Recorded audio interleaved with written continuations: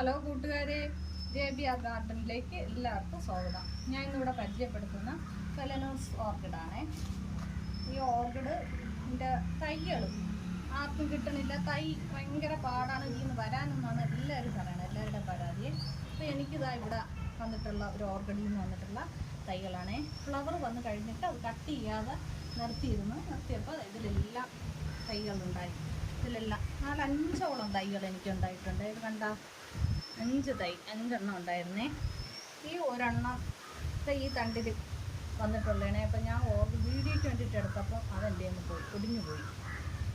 കണ്ട, അപ്പോൾ ഒരു ഓർക്കിഡിൽ നിന്ന് 5 തൈ വന്നിട്ടുണ്ട്. ഇതിൽ ഒരു പ്ലാന്റ് ഇതിൻ്റെത് അങ്ങ് വാടിപ്പോയി, അത് രക്ഷപ്പെട്ട് കിട്ടുമെന്ന് തോന്നുന്നില്ല.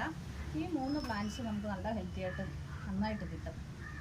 അതപ്പം ഞാൻ മാറ്റി കട്ട് ചെയ്ത് പ്ലാന്റ് പുതിയതാക്കി ചെയ്യണതൊന്ന് കാണിക്കാമേ, പോട്ട് ചെയ്യണ രീതി ഒന്ന് കാണിക്കാമേ.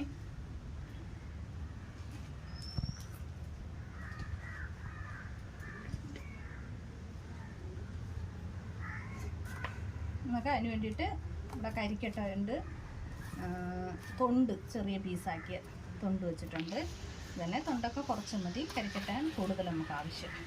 അതിന് വേണ്ടിയിട്ട് നമുക്കൊരു തൈ അതൊന്ന് കട്ട് ചെയ്തെടുക്കാമേ. നല്ല വേരും നല്ല ഹെൽത്തി നല്ല ഇതായി. ഇനി നമുക്കൊരെണ്ണം കട്ട് ചെയ്തെടുക്കാം.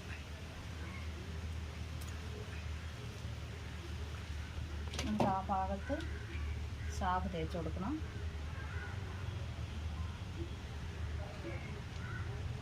മദർ പ്ലാന്റിൻ്റെ ഇതിലും സാബ് തേച്ച് കൊടുക്കണം. ഇതെല്ലാം ഫ്ലവർ വന്നതിന് ഇത്രയും നീളത്തിന് ഫ്ലവർ ഇതുപോലെ നല്ല നീളത്തിന് വരും ഫ്ലവർ. ഫ്ലവർ വന്നു കഴിഞ്ഞാൽ ഇത് കട്ട് ചെയ്ത് കളയാൻ പാടില്ല. നമ്മൾ ഡെൻഡ്രോഫിയം ഓർക്കിഡൊക്കെ നമ്മൾ ഇത് പൂ വന്ന് കഴിഞ്ഞിട്ട് നമ്മൾ കട്ട് ചെയ്ത് കളയാണ് ചെയ്യുന്നത്. കട്ട് ചെയ്യാൻ പാടില്ല. ഇതിൽ നിന്ന് തന്നെ ഫ്ലവറും വരും, വീണ്ടും വീണ്ടും തൈകളും വന്നുകൊണ്ടിരിക്കും. അങ്ങനെ ഞാൻ കട്ട് ചെയ്യാതെ ഇങ്ങനെ നിർത്തിയിരുന്നതാണ്. ഇങ്ങനെ എനിക്ക് തൈ ഇത്രയും ആയി കിട്ടിയത്. പിന്നെ നമുക്ക് പോട്ട് ചെയ്യാം. കരിയാണ്,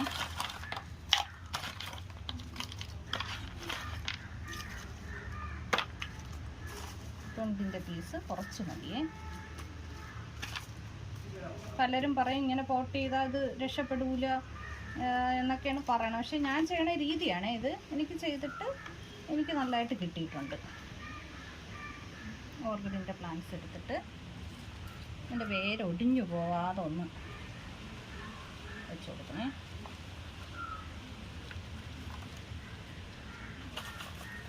പുറത്തോട്ടങ്ങ് കിടന്നോട്ടെ, ഞാൻ കളർന്നു വന്നോളൂ.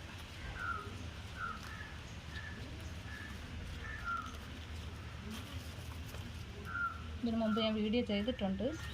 ഇതിന് വെയിൽ വേണ്ട, സൺഷെയ്ഡിലോ സിറ്റ് ഔട്ടിലോ എവിടെയെങ്കിലും ഇടാം. വെയിൽ ഇത്തിരിയെങ്കിലും വെയിലടിച്ചാൽ അതിൻ്റെ ഇലയെല്ലാം മഞ്ഞളിച്ച് ഇല പൊള്ളിപ്പോവും.